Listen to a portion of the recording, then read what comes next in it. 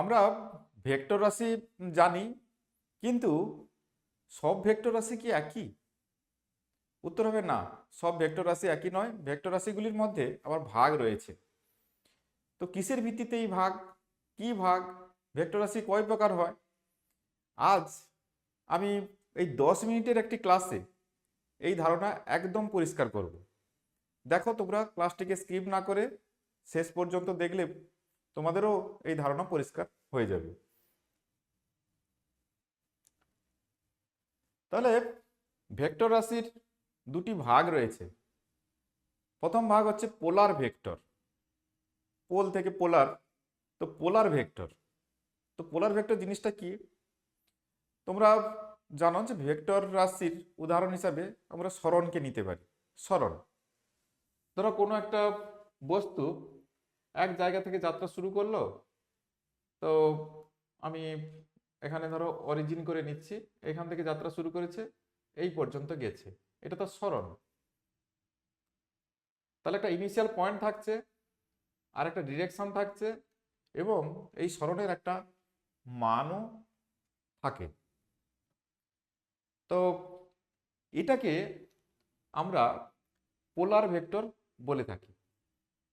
আবার force, ফোর্সও value থাকে, সেটাকে এভাবে একটা রেখাংশ দিয়ে প্রকাশ করা হয়, তার দিকও আছে, সেটাও একটা পোলার ভেক্টর।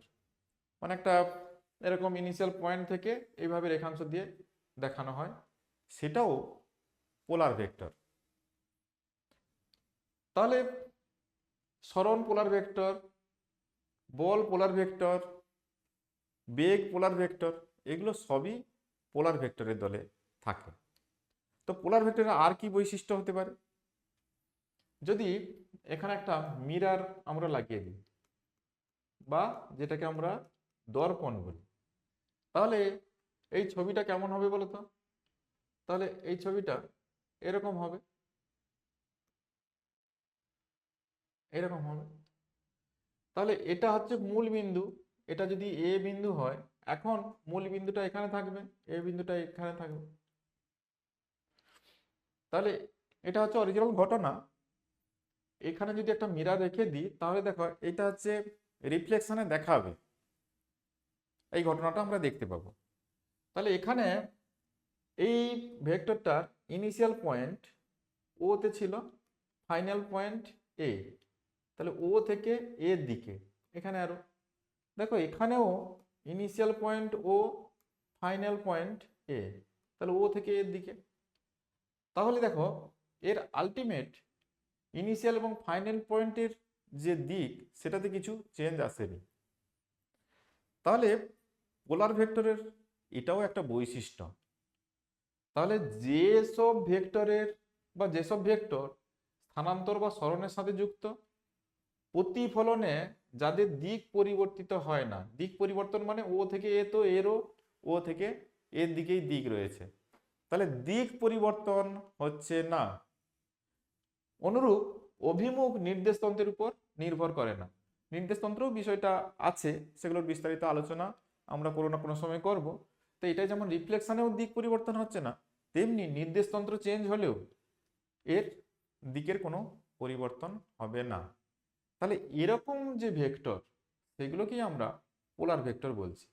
তাহলে পোলার ভেক্টরের তিনটা বৈশিষ্ট্য: স্থানান্তর বা সরণের সঙ্গে জড়িত যেসব ভেক্টর, সেগুলোকে আমরা পোলার ভেক্টর বলছি। প্রতিফলনে এদের দিকের কোনো পরিবর্তন হচ্ছে না, আর নির্দেশতন্ত্র চেঞ্জ করলেও এদের দিকের কোনো পরিবর্তন হবে না। তাহলে পোলার ভেক্টর বিষয়টা পরিষ্কার হলো। তাহলে ইনিশিয়াল পয়েন্ট, এখানে ফাইনাল পয়েন্ট, এইভাবে একটা অ্যারো থাকবে। যে কোনো ভেক্টরকে যেভাবে আমরা প্রকাশ করি, তাহলে ভ্যালু থাকবে, দিক থাকবে, ইনিশিয়াল পয়েন্ট থাকবে, এটা ফাইনাল পয়েন্ট, কিন্তু রিফ্লেকশানে এর দিক ডিরেকশনটা সেম থাকছে, চেঞ্জ হচ্ছে না। একই রকমভাবে নির্দেশতন্ত্র চেঞ্জ করলেও এর ডিরেকশনের কোনো পরিবর্তন হবে না। তাহলে এই ধরনের যে ভেক্টরগুলো, এগুলোকে আমরা পোলার ভেক্টর বলছি। এরপরে আরেকটা ভেক্টর যেটা আছে, সেটা হচ্ছে অক্ষীয় ভেক্টর। অক্ষ থেকে অক্ষীয়, এটা ঘূর্ণনের সঙ্গে জড়িত। ধরো কোনো একটা বস্তু এইরকম একটা অক্ষের চারিদিকে ঘুরছে এইভাবে, তাহলে ওটার গতিটাকেও প্রকাশ করার জন্য, ধরো কৌণিক বেগ, কোনো বস্তু যখন একটা কোনো বিন্দু বা অক্ষের চারদিকে ঘোরে, তার যে কৌণিক বেগ সেটাও তো ভেক্টর রাশি। সেটা প্রকাশ করার জন্য আমরা কোন দিক, কি রেখা কিভাবে ব্যবহার করব? কৌণিক গতি সংক্রান্ত কোনো বিষয়কে প্রকাশ করার জন্য আমরা যে ভেক্টর ব্যবহার করি সেটা হচ্ছে অক্ষীয় ভেক্টর। তাহলে ওই ভেক্টর রাশির মান বোঝানোর জন্য একটা অ্যারো এইভাবে দিই, আর বস্তু যে অক্ষের সাপেক্ষে ঘুরছে এইভাবে, যে অক্ষের সাপেক্ষে ঘুরছে, এটা যদি অক্ষ হয় ঘূর্ণন অক্ষ, ওই অক্ষের দিক দিয়েই আমরা ওই কৌণিক গতিটাকে ভেক্টর আকারে প্রকাশ করি, ওই অক্ষের দিক দিয়ে। বস্তু যদি ঘড়ির কাঁটার বিপরীত দিকে ঘোরে, অ্যান্টি ক্লকওয়াইজ ডিরেকশনে ঘোরে, তাহলে এই যে ভেক্টর রাশিটির অভিমুখ উপরের দিকে দেখানো হয়। আর যদি বস্তু ঘড়ির কাঁটার দিকে ঘোরে, তাহলে ভেক্টর রাশির অভিমুখ ডাউনওয়ার্ডে দেখানো হয়। তার মানে এটা যদি অক্ষ হয়, বা এটা যদি অক্ষ হয়, তাহলে বস্তু যদি ঘড়ির কাঁটার বিপরীত দিকে ঘোরে এইভাবে, ঘড়ির কাঁটার বিপরীত দিকে ঘোরে, তাহলে এর অক্ষটা হবে এই দিকে, মানে এই পেনটির সামনের দিকে হবে। তাহলে অ্যান্টি ক্লকওয়াইজ হলে এই দিকে, আর যদি ক্লকওয়াইজ হয় তাহলে তার ঠিক বিপরীত দিকে, পেছনের দিকে হবে। তাহলে এইভাবে ওই ভেক্টর রাশির অভিমুখ সূচিত করা হয়। তাহলে এখানে রেখাংশ দিয়ে মান, আর বস্তু কোন দিকে ঘুরছে, anti clockwise or clockwise. Anti clockwise হলে এখানে আপওয়ার্ড ডিরেকশনে ওই ভেক্টর রাশিটির দিক দেখানো হবে, আর যদি ক্লকওয়াইজ ডিরেকশনে ঘোরে তাহলে এখানে ডাউনওয়ার্ডের দিক দেখানো হবে।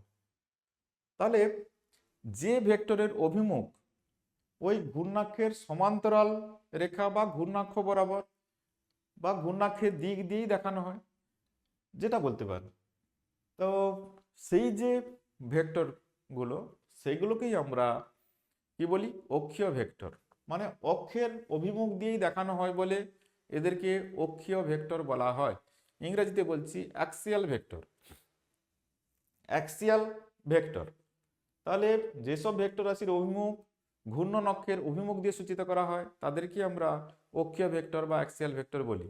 বস্তু ঘড়ির কাঁটার বিপরীত দিকে ঘুরলে অ্যাক্সিয়াল ভেক্টরের অভিমুখ এখানে আপওয়ার্ড, অর্থাৎ এইভাবে ঘুরলে যদি এটা ঘড়ির কাঁটার বিপরীত দিকে ঘোরে তাহলে এটা হবে উপরের দিকে, আর যদি ঘড়ির কাঁটার দিকে ঘোরে তাহলে এটা হবে নিচের দিকে, এই নিচের দিকে হবে, এই যে দেখিয়েছি নিচের দিকে আর উপরের দিকে।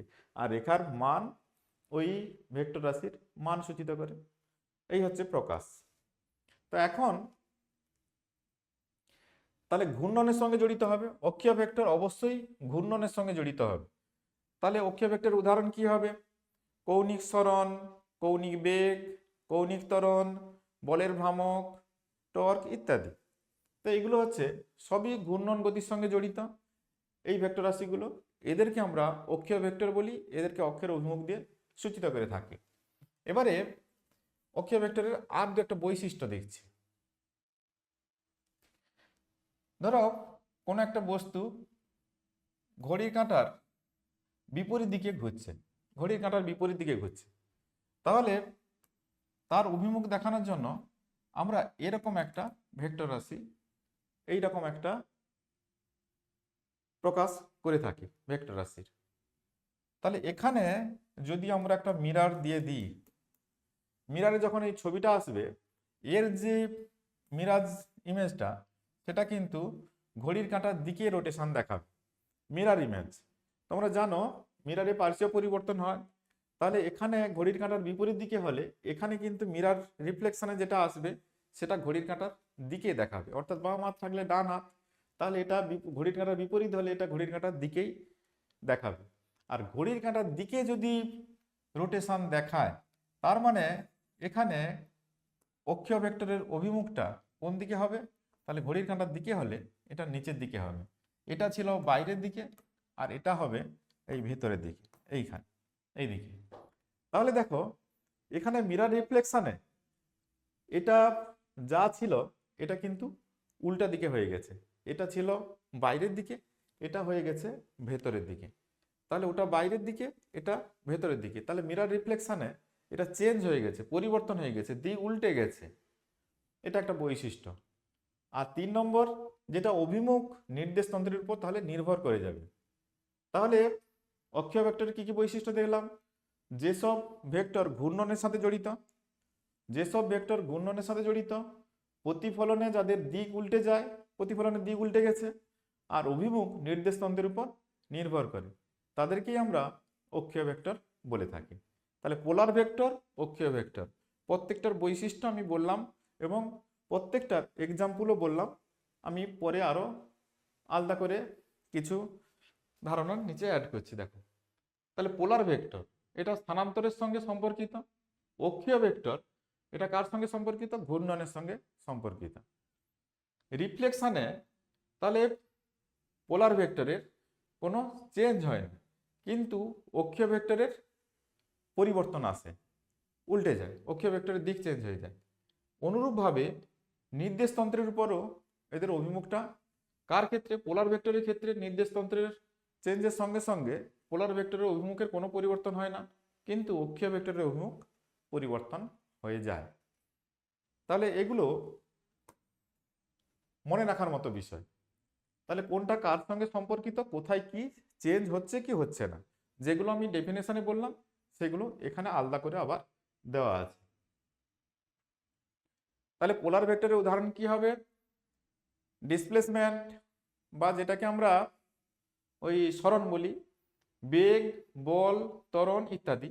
আর অক্ষীয় ভেক্টরের উদাহরণ সব কৌণিক গতির সঙ্গে জড়িত বিষয়, কৌণিক বেগ, টর্ক, কৌণিক ভরবেগ ইত্যাদি। নিটের কোশ্চেন দেখো, নিচের কোনটি অক্ষীয় ভেক্টর? তাহলে দেখো কোনটা ঘূর্ণনের সঙ্গে জড়িত?